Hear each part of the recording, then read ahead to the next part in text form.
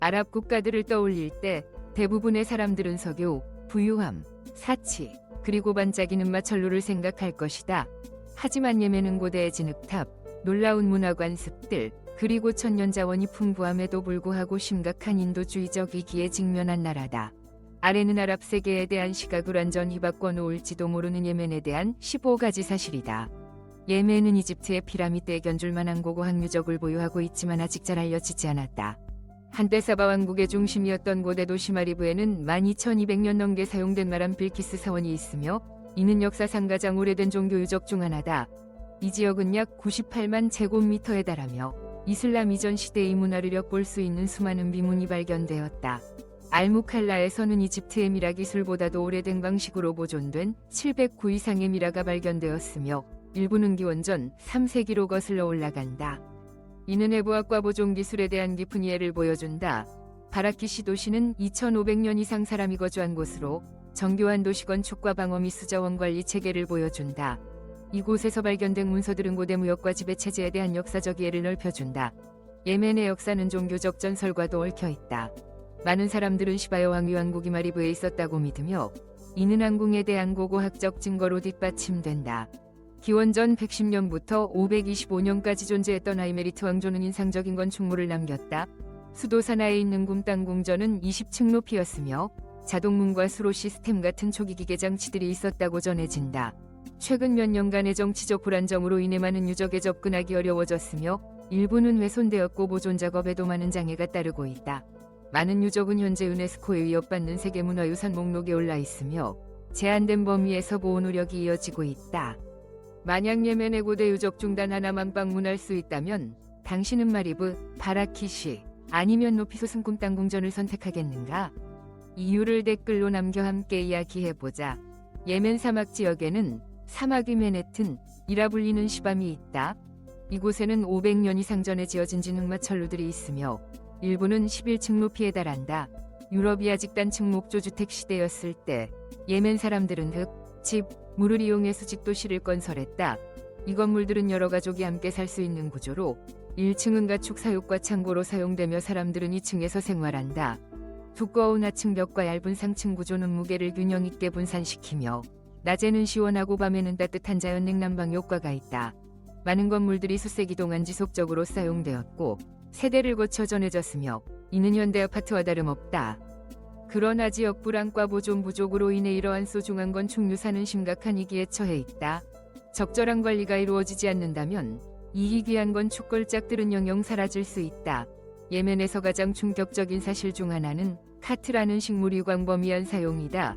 시금치처럼 생긴 이 식물은 강력한 각성제이다. 매일 오후 2시경 예멘 인구의 상당수가 모든 활동을 멈추고 카트입을 씹기 위해 모인다. 성인 남성이 약 90%, 여성이 약 25% 가정기적으로 카트를 사용한다. 경제적, 사회적 영향은 엄청나며 많은 가정이 낮은 소득에도 불구하고 수입의 4분의 1가량을 이 식물에 소비한다. 카트 재배는 예멘 농업 용수의 40%를 소모하며 이는 심각한 물 부족 사태를 악화시킨다. 수요를 충족시키기 위해 일부 농민은 불법으로 오물을 파기도 하며 이는 지하수고가를 초래한다. 카트를 씹는 시간은 보통 4에서 6시간에 이르며 이는 일상노동 생산성을 떨어뜨리고 빈곤을 악화시키는 요인이 된다. 카트는 단기적으로 각성 효과를 주지만 이후 피로와 무기력을 동반한다. 그럼에도 불구하고 카트는 합법이며 수백만 명이 이 식물이 재배, 유통, 판매의 생계를 의존하고 있다. 이로 인해 사회적 관습과 경제적 이존 변화 시도를 막는 악순환이 형성되어 있다. 계속하기에 앞서 지금 보고 계신 여러분께 10초간의 작은 부탁이 있다. 혹시 어떤 방식으로든 저를 도와주실 수 있다면 알림벨을 누르고 채널 구독을 부탁드립니다. 그것이 채널 성장에 정말 큰 도움이 됩니다. 여러분이 그렇게 해주신다면 저는 더 좋은 콘텐츠를 만들기 위해 최선을 다하겠다고 약속드립니다. 괜찮으시겠죠? 또 하나 놀라운 사실은 예멘이 막대한 석유 매장량을 보유하고 있다는 것이다. 일부 지역에서는 원유가 땅에서 새어나올 정도다. 전문가들은 예멘에 아직 채굴되지 않은 수십억 배럴의 석유와 상당량의 천연가스가 존재한다고 추정한다. 이러한 자원을 바탕으로 예멘은 중동에서 가장 부유한 나라 중 하나가 될 수 있었을 것이다. 하지만 현실은 중동에서 가장 가난한 나라 중 하나다. 주요 원인은 수십 년간의 부실한 행정과 정치적 부패에 있다. 국내 석유 인프라에 투자하기보다는 지도자들은 외국 기업의 채굴권을 넘기고 원유를 수출했으며 동시에 정제된 연료는 더 비싼 가격으로 수입해야 했다. 그 결과 예멘은 풍부한 석유를 보유하고 있음에도 여전히 이웃 국가로부터 수입된 휘발유에 의존하고 있으며 이는 국제시장 가격을 따른다. 일부 보고서에 따르면 이 기간 동안 일부 정치인들은 막대한 개인 자산을 축적한 반면 일반 시민들은 점점 더 힘든 삶을 살게 되었다고 한다. 2000년대 초반 예멘은 하루 약 45만 배럴의 석유를 생산했으며 이는 하루 수익만 수천만 달러에 달했다. 한화로 약 1조 3천억 원 이상이다. 하지만 국민의 평균 월 수입은 약 100달러 약 13만 원 수준에 불과하며 대다수 인구는 인도적 지원에 의존하고 있다. 이러한 수치는 경제적 불균형이 얼마나 극심한지를 보여준다. 많은 사람들은 예멘이 자국 자원의 혜택이 국민 전체에게 돌아갈 수 있도록 더 큰 투명성과 강력한 제도적 장치가 필요하다고 믿는다. 이처럼 자원이 풍부한 나라에서는 모든 국민이 기본적인 의료와 교육 서비스를 받을 수 있어야 마땅하다. 예멘의 일부인 소코트라 섬은 지구상에서 가장 독특한 장소 중 하나이다. 수백만 년 동안 고립되어 있었던 이 섬은 전 세계 어느 곳과도 다른 생태계를 발전시켰으며 인도양의 갈라파고스라고 불린다. 이곳의 대표 식물은 용열수로 굵은 줄기와 우산 모양의 넓은 가지 그리고 금보다도 높은 가치로 거래되었던 붉은 수액으로 유명하다. 이 섬에는 다른 곳에서는 볼 수 없는 700종 이상의 생물이 서식하고 있으며 물병 모양 식물, 밤에 피는 꽃, 이상한 소리를 내는 새들도 존재한다. 환상적인 풍경은 거대한 모래 언덕, 에메랄드 빛바다, 해변까지 이어지는 담수샘으로 구성되어 있다. 이곳에 사는 사람들 또한 특별하다. 소코트라 주민들은 문자화되지 않은 고유 언어를 사용하며 고대 전통을 따르고 자연과 조화를 이루는 지속 가능한 방식으로 살아간다. 그러나 이천의 이 자연은 현재 위협에 직면해 있다. 기후변화와 지역 불안정으로 인해 보존 작업이 점점 어려워지고 있으며 과학자들은 일부 종이 충분히 연구되기 전에 사라질 수 있다고 우려한다. 그래서 잊혀진 갈라파고스라 불리는 소코트라는 늦기 전에 반드시 보호받아야 한다. 약 2000년 전 예멘의 기술자들은 마리브댐이라는 정교한 수리 시스템을 건설해 사막을 비옥한 농지로 탈바꿈시켰다. 이것은 단순한 댐이 아니라 계절성 홍수를 이용해 수천 헥타르의 땅에 관계할 수 있도록 설계된 운하와 저수지의 네트워크였다. 이 시스템은 본래 사람이 살 수 없던 지역에서 30만 명 이상의 인구를 부양할 수 있도록 했으며 그네 구성은 놀라울 정도였다. 이 댐은 석재, 청동 도구, 그리고 정밀 안계산만으로 1000년 이상 작동했으며 이는 대부분이 현대댐보다도 훨씬 오래 지속된 것이다. 서기 570년경이 댐이 붕괴되면서 대규모 이주가 발생했고 일부 종교 문헌에서도 이 사건이 언급되었다. 많은 사람들은 이 사건이 중동 지역의 판도를 바꾸고 이슬람의 부상을 촉진시켰다고 믿는다. 더욱 놀라운 점은 고대의 다른 수로 시스템 일부는 지금도 여전히 작동 중이라는 사실이다. 예를 들어 플라제라고 불리는 지하수로와 계단 식로는 중력을 이용해 수십 km 떨어진 곳까지 물을 보낸다. 현대 기술자들은 이러한 구조를 연구하여 관계 기술을 개선하려 하고 있다. 안타깝게도 오랜 분쟁으로 인해 이러한 기술을 유지하던 장인들이 사라지고 있으며 세상은 인류 역사상 가장 위대한 공학적 성취 중 하나를 잊어버리기에 처해 있다. 예멘은 세계에서 아동병사가 가장 많이 동원되는 나라 중 하나이다. 10세에 불과한 아이들이 무기를 들고 전투에 참여하는 사례가 확인되었으며 2014년 분쟁이 격화된 이후에는 1만 명 이상의 아동이 모집되었다고 추산했다. 실제 수치는 이보다 훨씬 많을 수 있다. 많은 경우 극심한 빈곤과 서비스 부족으로 인해 가족들은 생필품과 맞바꾸기 위해 자녀를 무장단체에 보내는 선택을 강요받는다. 학교 가문을 닫고 일자리 기회가 거의 없는 상황에서 아이들에게는 그것이 유일한 생존 수단처럼 보이기도 한다. 예멘은 현재 세계에서 가장 심각한 인도주의적 위기 중 하나를 겪고 있다. 2,400만 명 이상 전체 인구의 약 80%이 인도적 지원에 의존하고 있으며 1,400만 명은 극심한 식량 부족에 직면해 있다. 5세 미만의 아동 중 200만 명은 영양실조 상태다. 일부 지역에서는 아동이 영양실조 비율이 경고 수준에 도달했고 의료 시스템은 엄청난 압박을 받고 있다. 의료시설 중 절반만이 기능하고 있으며 항생제와 마취제 같은 기본 의약품도 부족한 상황이다. 장비나 약품이 없는 상태에서 수술이 진행되기도 한다. 콜레라와 디프테리아 같은 예방 가능한 질병이 다시 확산되고 있다. 국제기구들에 따르면 매 10분마다 5세 미만의 아동 1명이 치료 가능한 질병으로 사망하고 있으며 하루 평균 140명 이상의 아이들이 생명을 잃고 있다. 수자원 및 위생위기도 심각하다. 1,800만 명이 안정적인 식수 공급을 받지 못하고 있으며 이는 대규모 질병 확산이 원인이 되고 있다. 2016년 이후 예멘에서는 콜레라 의심 사례만 200만 건 이상이 보고되었으며 이는 최근 역사상 가장 큰 발병 중 하나이다. 이러한 이기 원인은 대부분 인간에 의한 것이다.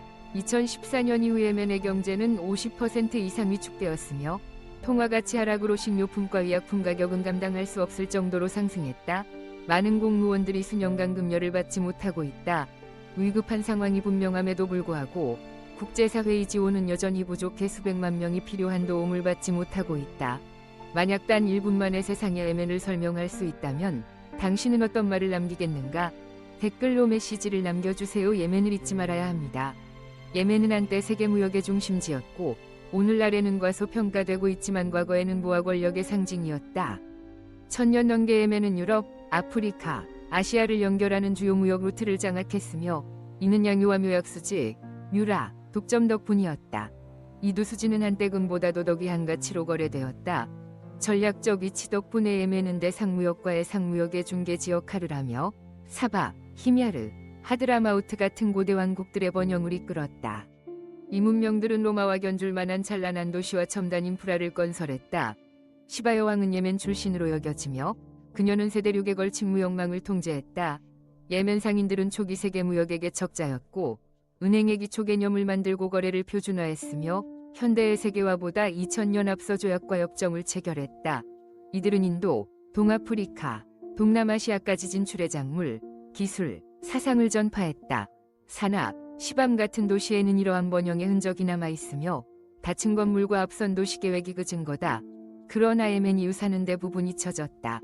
해상무역로의 등장과 타국의 석유 발견으로 인해 예멘은 중심에서 밀려나 쇠퇴의 길을 걷게 되었다.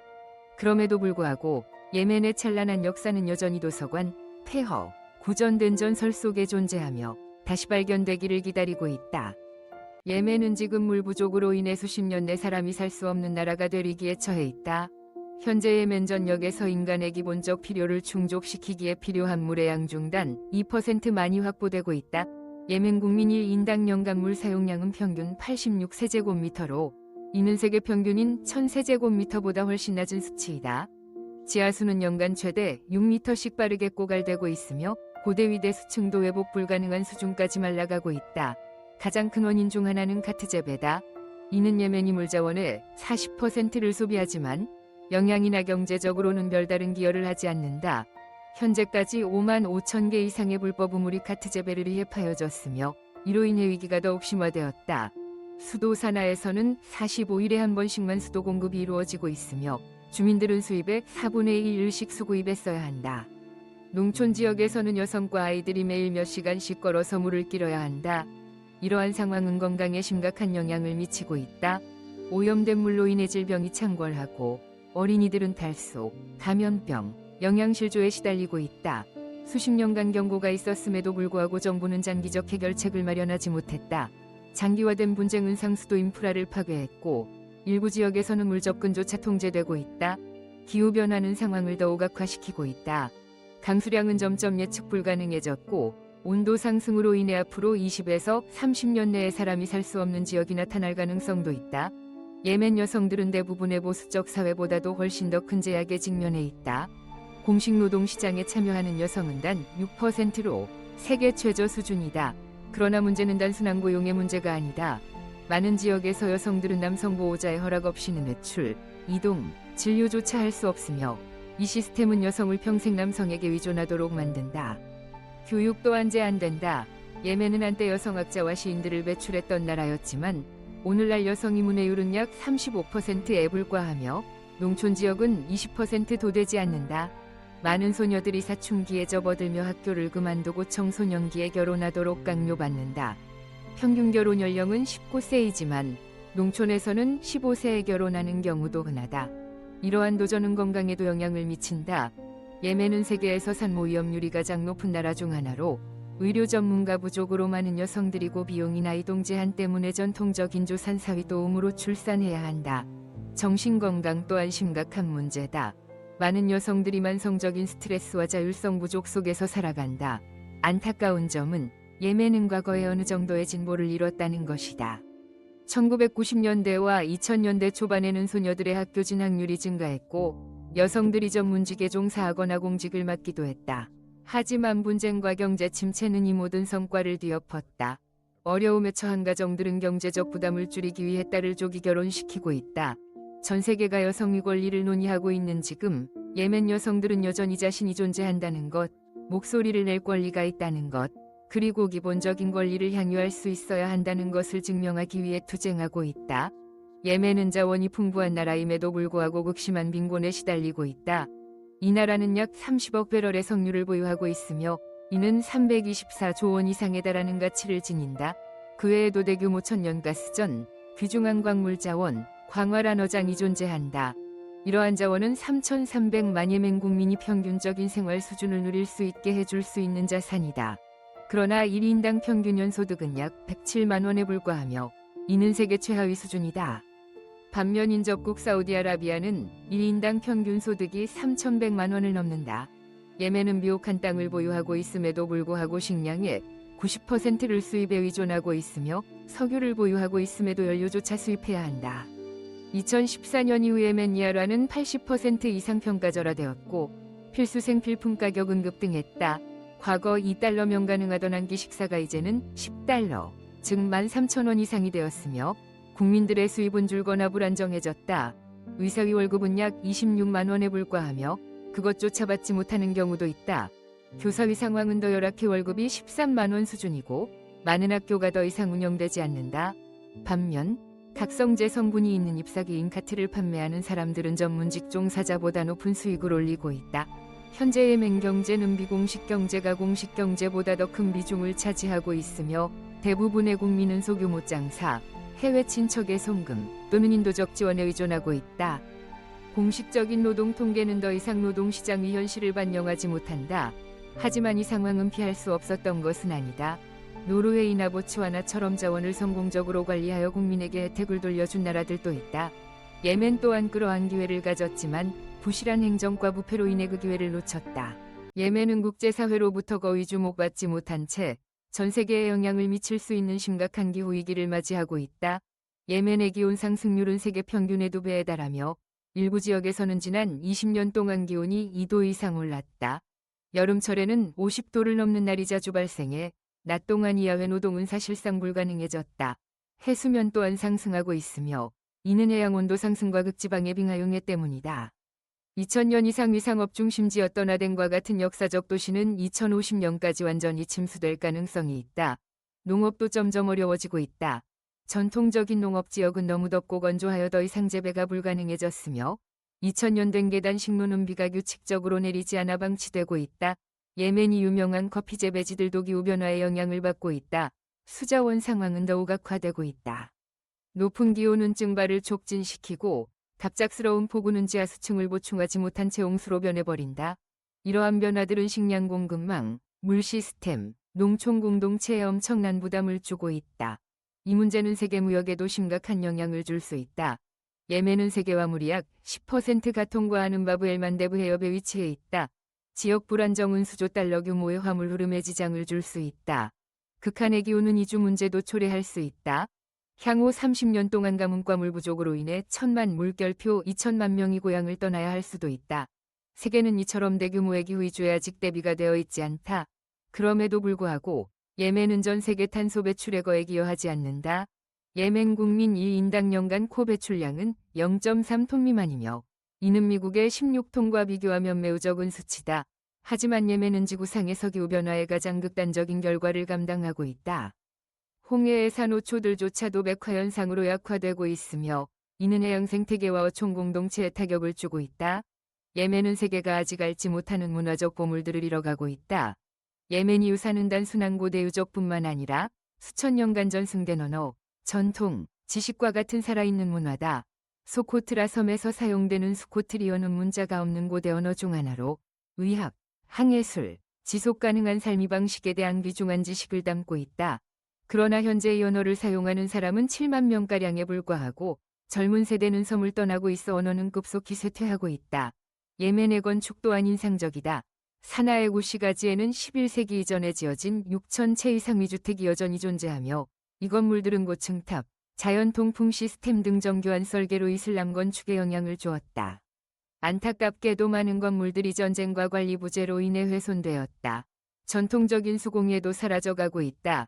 예멘은 유대인과 무슬림 장인들이 함께 은세공 작품을 만들어낸 곳으로 유명했으며 그 기술은 세대를 거쳐 전승되어 왔다.